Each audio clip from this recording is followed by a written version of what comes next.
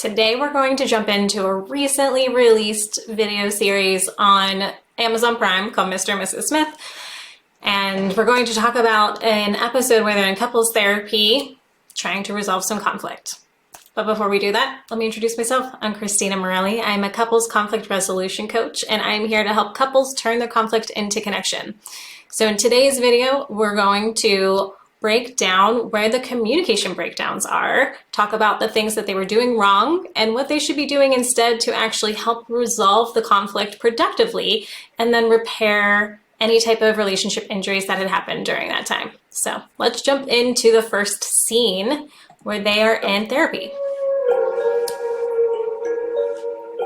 Me and Jane have not been aligned on just some things. Yeah, I think John's under the impression that our boss favors me.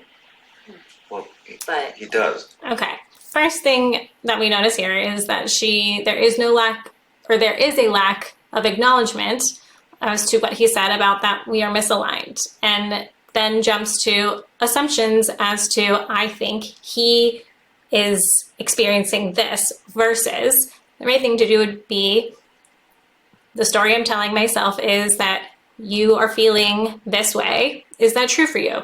Always validating and verifying if the assumptions or stories that you're telling yourself are actually true for the other person. The other approach could be actually asking them if that's the case for them. Like, what is your experience with how you feel about our boss? And do you feel like he's favoring me? Checking in before making assumptive remarks is very important. He does favor. he doesn't really fit. I mean, well, he wanted you to replace me. He Which asked you I to replace me. said absolutely not. You know, I said John is a great partner, which is true. And yeah, I said I don't want to move up unless I'm with him. So you two were?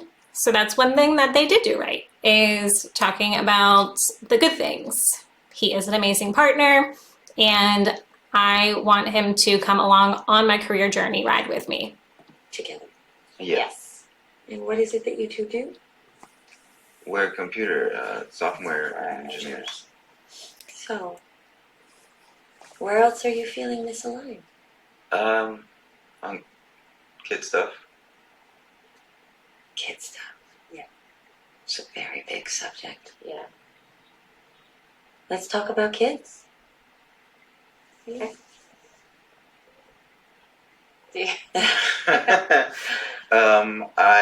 I want to have them, and she doesn't.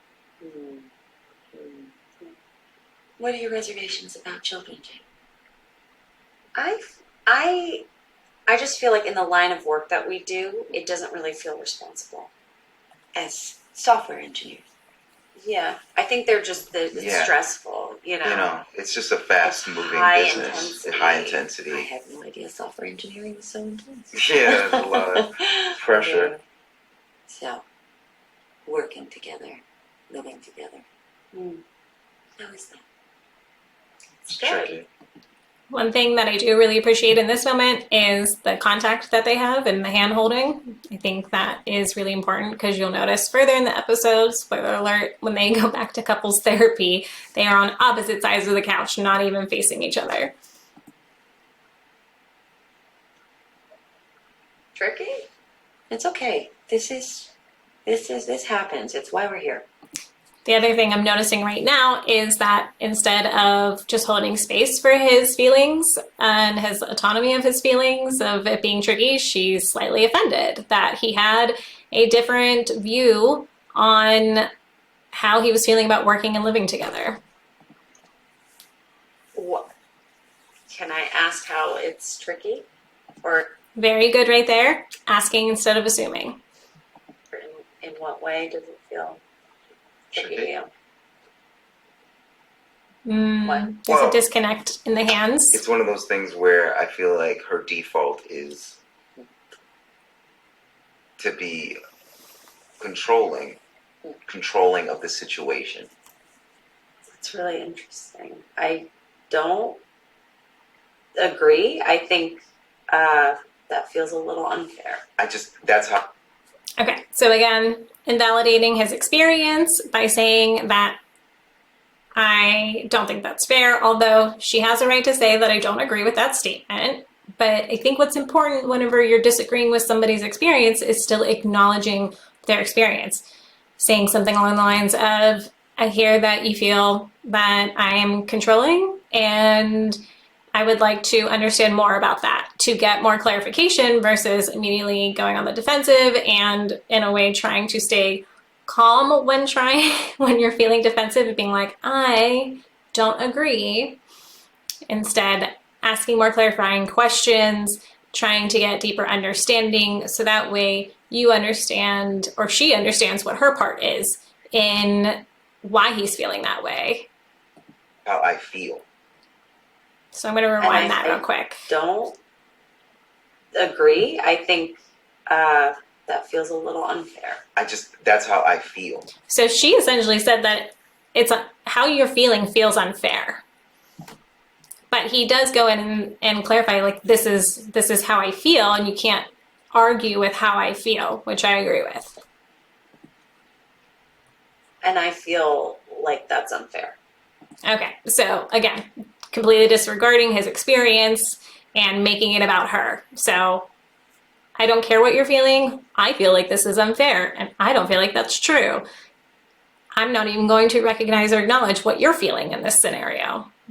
Instead, it needs to be, I hear what you're saying, one person at a time, one topic at a time, anytime that there's conflict.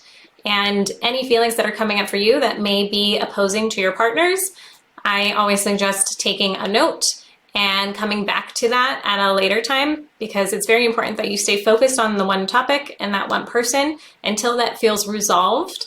And then you can move on to what was coming up for you during that conversation and being more present in the listening instead of worrying about how you're going to respond, being more conscientious about hearing what your partner is saying and having more understanding. To say. Can you give me an example?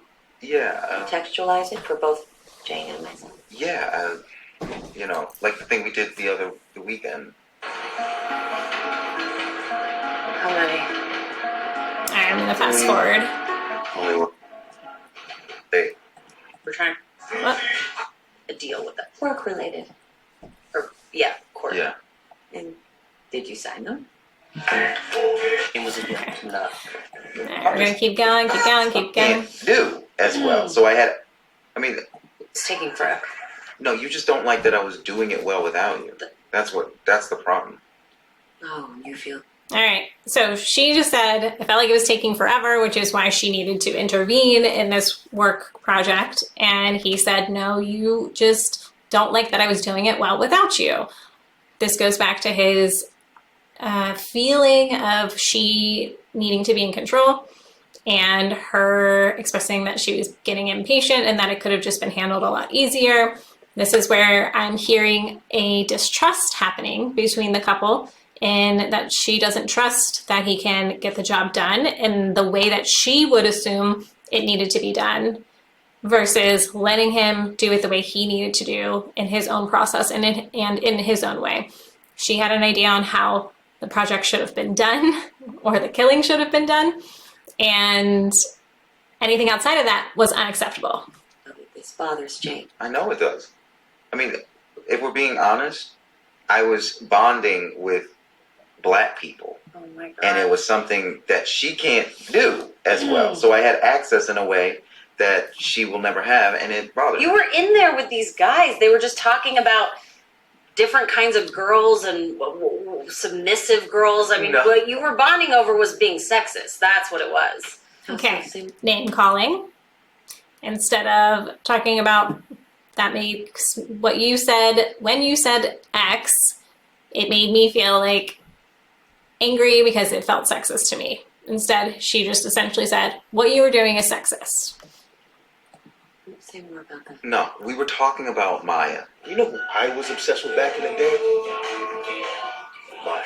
I remember Maya. Oh, shit. I used to run home 4 o'clock Wednesday afternoon MTV, just sitting there trying to get sis about. We were saying, like, I think she married like rich and then was like, I just don't need this, and Yeah. just decided to like be on her own. She was like, oh, I'm just gonna. But we were like, oh, remember that song? Like, Yes, I do. Yeah. I remember loving that video. Oh, it's so good with Yeah. Cisco. Yeah. Like, we were just talking about how much we love Maya. Gee. Obviously, we are noticing some shutdown from her, or what we would refer to as stonewalling, where she is not feeling heard, seen, or acknowledged in the things that she's saying. But again, this goes back to one person at a time, one topic at a time. It's hard when both people are trying to get their points across and both people are trying to feel seen and heard at the same time. That's why it's really important that we focus on one person at a time and then switch the roles. Your body language is saying a lot right now. What's hard about this is that I think you perform a bit when you're around other men. No.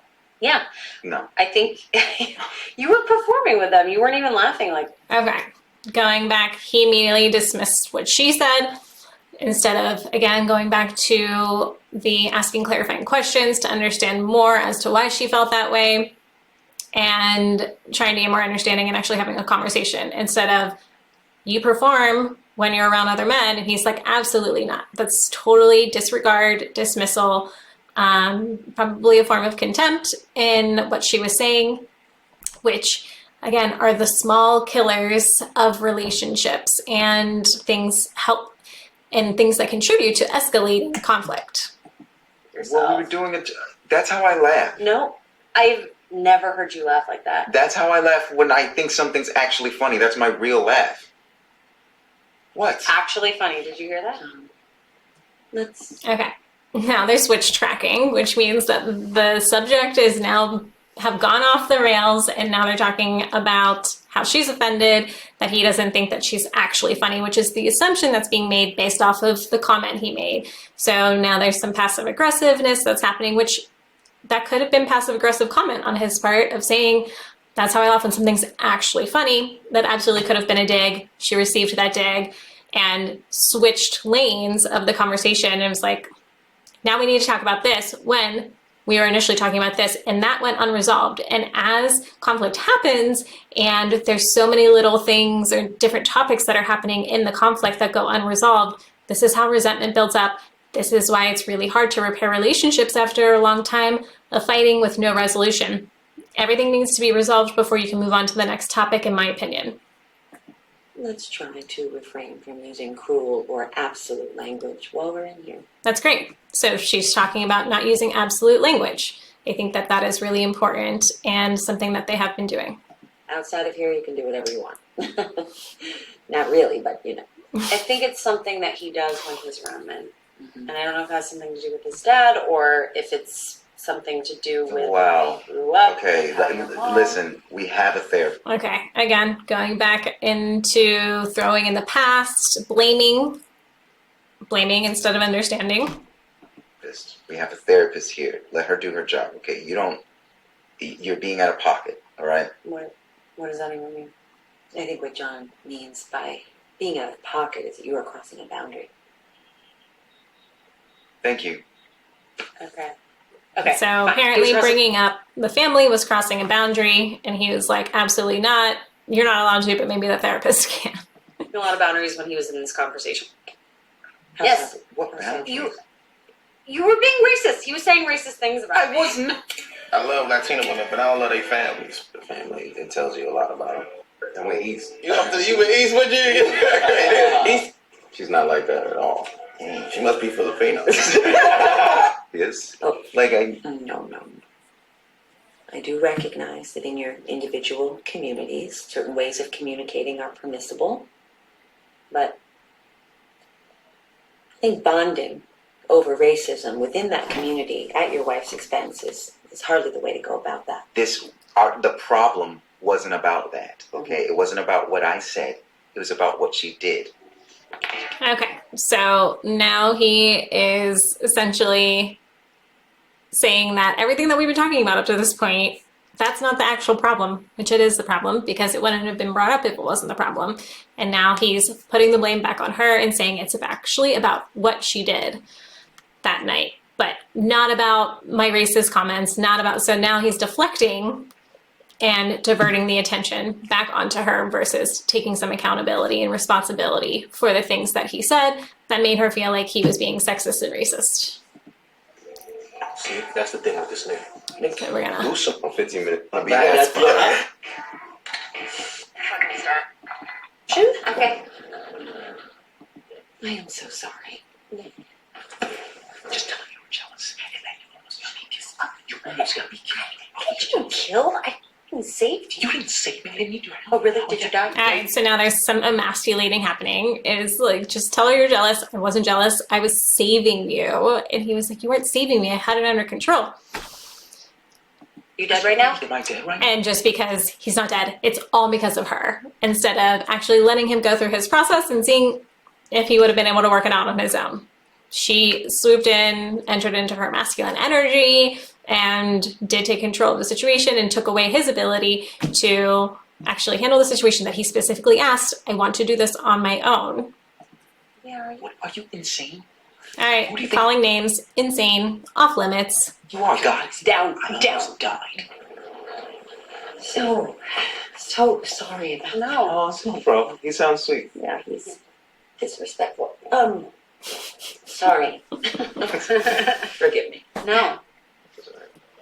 Sorry. It's okay.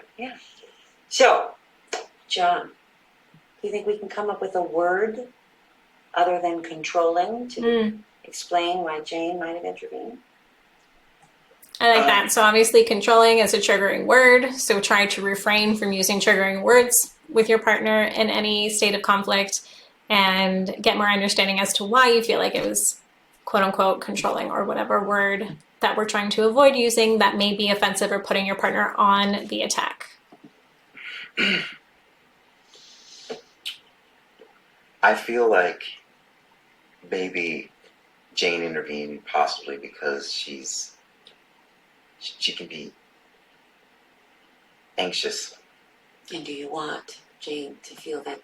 So one thing I do appreciate about that is now it is shifting from blaming and name calling and absolute language to more compassion and understanding. Anxious? No. I want her to let me help her be less anxious. And do you think you can let John do that more? It's beautiful. See?